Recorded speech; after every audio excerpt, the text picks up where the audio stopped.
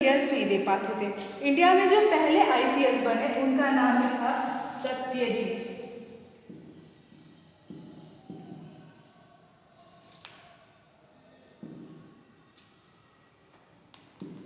इनको ना सत्येंद्र नाथ टैगोर के नाम से भी जाना जाता है। सत्यजीत को सत्येंद्र नाथ टैगोर भी कहा जाता है और ये ना रविंद्रनाथ टैगोर के बड़े भाई थे। ये इंडिया के पहले आईसीएस बने थे, लेकिन कुछ समय के बाद जैसे ही फ्रीडम स्ट्रगल स्टार्ट हुआ, इन्होंने अपने आईसीएस की नौकरी छोड़ दी और फ्रीडम स्ट्रगल में पार्टिसिपेट कर दिया। यानी कि जो ये सिविल एडमिनिस्ट्रेटर होता था वो क्या काम करता था, तो वो उसको हम कलेक्टर कहा जाता था।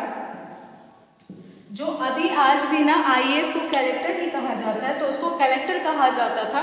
कलेक्टर रेवेन्यू को कलेक्ट करने का काम करता था और रेवेन्यू को कलेक्ट करके वो ब्रिटिश गवर्नमेंट तक पहुंचाता था। इसके साथ ही उस समय वो सारे एडमिनिस्ट्रेटिव डिपार्टमेंट पे अपना कंट्रोल करता था with the help of police. किसकी सहायता से? तो पुलिस की सहायता से। अब पुलिस क्या है या पुलिस कैसे इंट्रोड्यूस हुई, तो इसका भी सबसे पहले इंट्रोडक्शन किसने किया था? तो लॉर्ड कॉर्नवालिस ने सबसे पहले पुलिस सिस्टम इंट्रोड्यूस किया। यानी पुलिस किया गया इंट्रोड्यूस। पुलिस कैसे होती थी? तो पुलिस एक्चुअल में जो हमारा जो डिस्ट्रिक्ट था, जो वो थाने में डिवाइड होता था। ठीक है, डिस्ट्रिक्ट को किस में डिवाइड कर दिया गया? थाने में डिवाइड कर दिया गया। जब थाने में डिस्ट्रिक्ट डिवाइड हो गया तो हर एक थाने के एक थानेदार बनाए गए जिसको दरोगा कहा जाता था। ठीक है, और उसके बाद से हर गांव में एक कोतवाली बनाई गई जिसको कोतवाली बनाई गई और जिसका हेड कोतवाल किया करते थे। यानी कि विलेज में कौन होता था? तो विलेज में कोतवाल होते थे और डिस्ट्रिक्ट में कौन होता था? तो डिस्ट्रिक्ट में थाना होता था, उसके हेड कौन होते थे? दरोगा या थानेदार होते थे। ठीक है, ऐसे करके पुलिस सिस्टम डिवाइड किया गया। इसके बाद जो इन दोनों को हेड करने के लिए एक एसपी बनाया गया, यानी सुपरिटेंडेंट ऑफ पुलिस। ये क्या काम करता था? ये थानेदार और कोतवाल दोनों के ऊपर अपना कंट्रोल करने का काम करता था बेसिकली। तो ऐसा करके पुलिस का एडमिनिस्ट्रेशन बनाया गया। इसके बाद इसमें क्या था? इसमें मेन बात ये थी कि जो डीएसपी होते थे, यानी डिप्टी सुपरिटेंडेंट ऑफ पुलिस या सुपरिटेंडेंट ऑफ पुलिस, ये सब ना ब्रिटिश गवर्नमेंट के होते थे। यानी ब्रिटिश लोग ही इस रेपुटेटेड पोस्ट पे पहुंचते थे और जितने इंडियंस थे वो हमेशा नीचे काम करते थे। यानी उनको कभी भी ऊपर के टॉप पोजीशंस पे उनको पहुंचने नहीं दिया जाता था या उनको अपॉइंट नहीं किया जाता था। अगर कोई ऐसा बंदा जो आईसीएस की परीक्षा उत्तीर्ण भी कर लिया तो उसको भी क्या किया जाता था? उसको बेसिकली वहाँ पे बनाया जाता था, यानी लोअर सबऑर्डिनेट का कलेक्टर्स बनाया जाता था। उसको भी हायर पोजीशंस अलॉट नहीं की जाती थी। उसके बाद से एडमिनिस्ट्रेशन के बाद आर्मी कैसी होती थी वहाँ की? तो जब ब्रिटिश गवर्नमेंट आए तो हमारे यहाँ पे जो आर्मीज़ थी वो भी एक्चुअल में कैसी होती थी? तो वहाँ पे सिपाहियों की पोजीशन रखी जाती थी। ये जो सिपाही वर्ड है ये पर्शियन वर्ड है, यानी पर्शिया से आया है। ये तब आया था जब हमारे यहाँ पे अकबर का रूलिंग चलता था। अकबर ना एक्चुअल में ये लोग ईरान से आए थे, मुग़ल लोग ईरान से आए थे। तो आर्मीज़ में हम क्या रिक्रूटमेंट करते थे? सिपाहियों को रिक्रूटमेंट करते थे। सिपाही जो होते थे वो बहुत बड़ी संख्या में रखे जाते थे और इनके हेड हमेशा कौन होते थे? तो इनके हेड हमेशा ब्रिटिश होते थे। यानी सिपाही इंडियंस होंगे और इनको हेड करने वाले ब्रिटिश होंगे। ऐसा आर्मी का वहाँ पे कंट्रोल, ऐसा आर्मीज़ होती थी। यानी अभी तक आपने पढ़ा कि एडमिनिस्ट्रेशन कैसा था? तो 3 प्रेसिडेंसीज बना दी गई थी। ठीक है, और 3 प्रेसिडेंसीज के बाद से क्या होता था?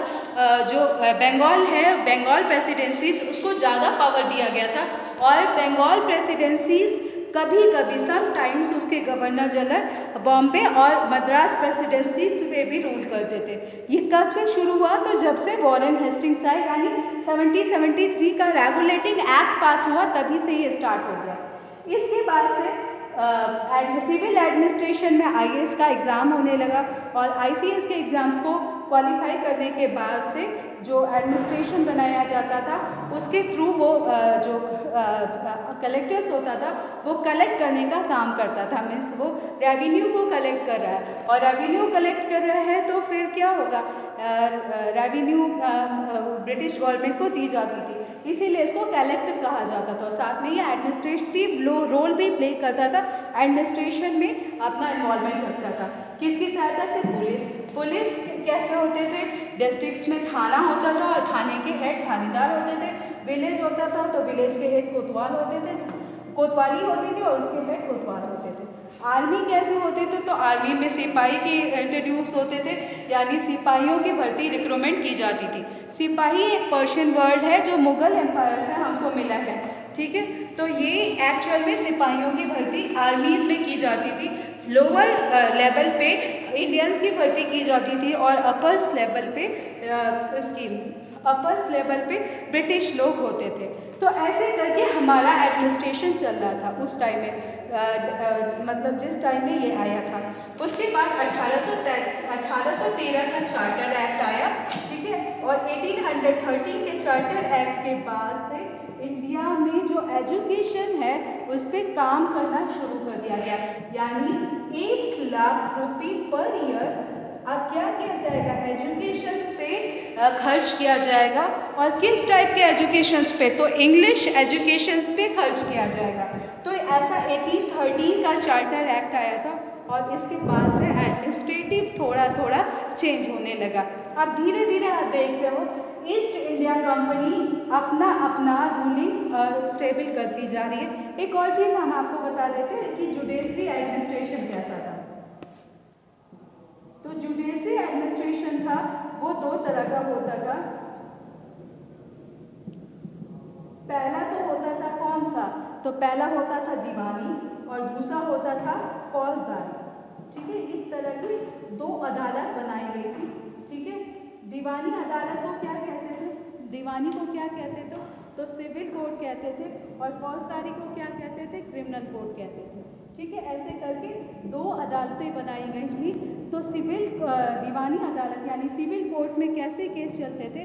बहुत ही मतलब वो चोरी के केस, अगर पब्लिक डिस्प्यूट है उसके केसेस चलते थे। मैरिज और डाइवोर्सेस के केसेस सिविल कोर्ट में चलते थे।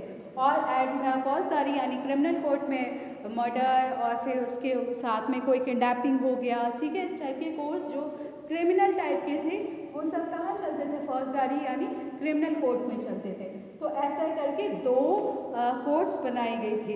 इसके अलावा रेगुलेटिंग एक्ट 1773 के बाद 74 में यानी 1774 में एक सुप्रीम कोर्ट बनाया गया। कहाँ पे? सबसे पहले तो कोलकाता में सुप्रीम कोर्ट बनाया गया, ठीक है। कोलकाता में सबसे पहले एक सुप्रीम कोर्ट बनाया गया। इसके बाद तीनों प्रेसिडेंसीज यानी जिसको बंगाल नहीं कोलकाता के नाम से जानते हैं, कोलकाता, मद्रास और बम्बई, तीनों प्रेसिडेंसीज में हाई कोर्ट्स बनाए गए। तो ऐसे करके जुडिशरी एडमिनिस्ट्रेशन उस टाइम में चल रहा है। तो अभी तक आपने normal administration, civil administration, judiciary administration, armies और पुलिस के बारे में पढ़ा और इनकी सहायता से ब्रिटिश चल रहे थे, यानी ब्रिटिश राज्य जो सिर्फ ट्रेडिंग करने आया था वो टेरिटरी में चेंज होता गया। अब ये चैप्टर आपका यहीं पे फिनिश होता है। इस चैप्टर के बाद आप उसके क्वेश्चन आंसर और उसके नोट्स कंप्लीट करके भेज देंगे। कल मैं एक नया चैप्टर्स पढ़ाऊँगी जिसमें बहुत सारी चीज़ सेटलमेंट्स के बारे में, जैसे परमानेंट सेटलमेंट, रैयतवाड़ी सेटलमेंट और ये सब क्या था इसके बारे में आपको समझाऊँगी। तो प्लीज़ इसको वॉच कीजिए और इसके से रिलेटेड नोट्स प्रिपेयर कर लीजिए। Thank you.